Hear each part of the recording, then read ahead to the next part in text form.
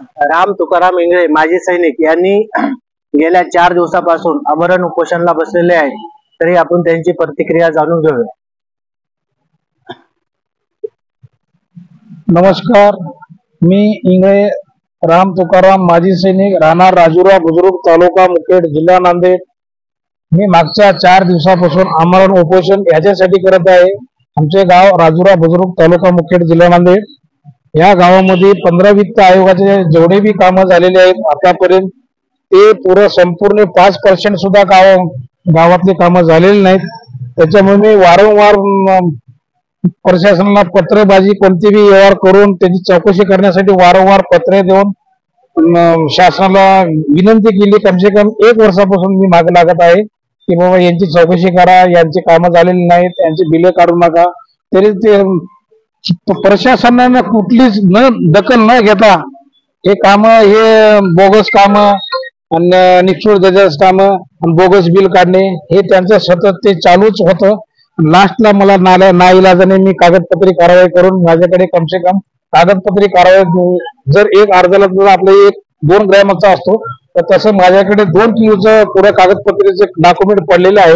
तर त्याच्यावर कुठलंही उत्तर मला न भेटत नसताना तेव्हा मी हे पाऊल उचललेलं आहे। 15/1/2025 रोज या दिवशी मी 3 वाजता आमरण उपोषणाचा बसलेला आहे। देगलूर उपजिल्हा अधिकारी देगलूर इथं बसलेले आहेत। तरी मी बसल्या 4थ्या रोजी प्रशासनाने माझी दखल घेतलेली आहे सकाळी 11:30 वाजता। तरी त्यांनी काय म्हणले, आम्ही चौकशीचे आदेश काढू आणि तुम्हाला येऊन ते चौकशीचे आदेश व्हिडिओ मार्फत पत्र येणार आहे म्हणले। 4 वाजेपर्यंत पत्र येणार आहे म्हणले। तरी मी आता इथं बसलेला आहे, पत्र केव्हा येते काय नाही असे मला उपजिल्हाधिकारी पाटील साहेबांनी असे मला आश्वासन दिलेले आहे। तरी मी त्या हिशोबाने इथं बसलेला आहे। आता पाटील साहेबांना ते आता जे पत्र येणार आहे ते 4 वाजता टायमिंग दिलेली आहे। तरी आता टायमिंग 4:27 झाले तरी अजून इथं पत्र पोहोचलेलं नाही। तरी मी जोपर्यंत माझ्या हातामध्ये जसं मी जे काही बोललो होतो, माझे जे काही प्रश्न आहेत फक्त 15 वित्त आयोगापुरतेच, मला बाकीच्या भ्रष्टाचाराची काही मतलब नाही सध्या। तर मी जे 15 वित्त आयोगाचा जो गोरगरिबाचा जो महागाई भत्ता येतो, गोरगरिबासाठी जनतेसाठी जो पैसा येतो ते जनतेसाठी न वापरता हे कागदपत्री कारवाई करून, कागदपत्री कारवाई दाखवून सर्वे बिल हडप करून टाकून देऊन असे गावाला पुरा सत्यानाश करून टाकून दिले। तरी बी गावात हे कसे आहेत, गुंड पद्धतीचे लोक असून त्यांना कोणी आवाज उचलत नाही। मी बी एक 17 वर्ष मराठा बटालियन ह्या सेवा करून आलेले माजी सैनिक राम पाटील इंगळे सेवा करून आल्यामुळे मला ते राहणं 4-4.5 वर्षापासून मला ते राहणं गावातलं ते अवस्था मला बघू वाटणं गेली। त्याच्यानं मी हे पाऊल उचललो। तर मी सतत 1-1.5 वर्षापासून हे जे कार्य करत होतो पत्रव्यवहारानं काहीच होत नाही। मग लास्टला मी जनतेचे जे हत्यार आहे उपोषण, जनसेवेचं जे हत्यार उपोषण, ते मी आमरण उपोषण गेल्या 4 दिवसापासून इथं बसून मी ते मागणी करत आहे।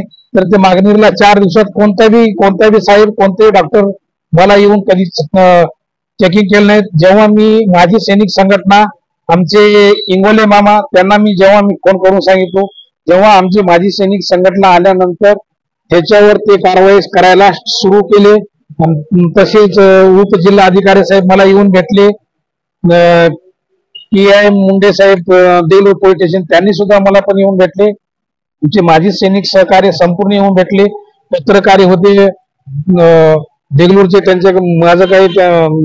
त्यांचं काही मला नाव माहित नाही, सर्व पत्रकार होते। त्यांनी बी माझी जाहिरात बातमी लावतो म्हणून माझ्याकडून डॉक्युमेंट घेतले। ते उद्याच्या पेपरमध्ये चौकडे बातमी लागणार आहे। पण मी हे माझ्या वैयक्तिकसाठी करत नाही, हे फक्त मी जनतेसाठी, हे राजुरा बुजुर्ग जनतेसाठी करत आहे। तर राजुरा जनतेला बी थोडस चैन पडू द्या। किती दिवस यांच्या मागे तुम्ही राहणार? आणि इमानदार माणसासोबत तुम्ही राहा। तुम्हाला मी फुलाचे काही जे काही गव्हर्नमेंटचे पैसे द्या, माझ्या काही घरी तुम्हाला घेऊन जाणार का नाही? कारण ते लोक हे असे करून तेल मीठ हे आपले घर चालवतात। थोडस आता तरी जागा व्हा। ते जागा होण्यासाठी मी आमरण उपोषणाला बसलेलो आहे। तरी जोपर्यंत माझे जे पत्र जे चौकशीचं माझ्यापर्यंत येत नाही तोपर्यंत मी इथून हे आमरण उपोषण सोडत नाही।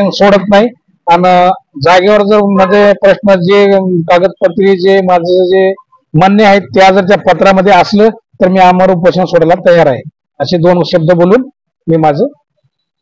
आपण पाहत आहात राम तुकाराम इंगळे माजी सैनिक यांची तब्येत 4 दिवसापासून खालावलेली आहे.